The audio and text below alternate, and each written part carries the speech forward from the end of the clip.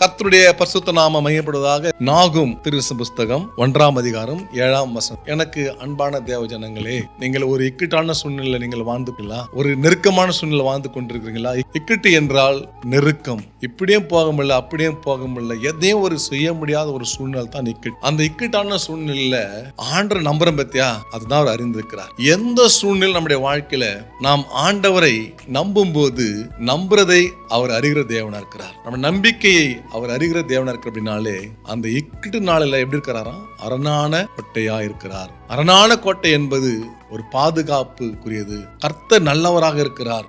எந்த சூழ்நிலையும் நீங்கள் அவர் மேல் நம்பிக்கை வைக்கும் போது அதை அறிந்த ஆண்டவர் அந்த இக்கட்டிலிருந்து கர்த்தர் உங்களை விடுவிக்கிற ஒரு தேவனா இருக்கிறார். ஏனென்றால் அவர் நல்லவர், அவர் உதவி செய்கிறவர். ஆகவே நம்புற உங்களையும் என்னையும் அவர் அறிந்திருக்கிற தேவனா இருக்கிறார். ஆகவே நாட்கள்ல அவர் அந்த இக்கட்டிலிருந்து நம்மை விடுவித்து நம்மை ஆசீர்வதிக்கிற தேவனா இருக்கிறார். ஆமென்.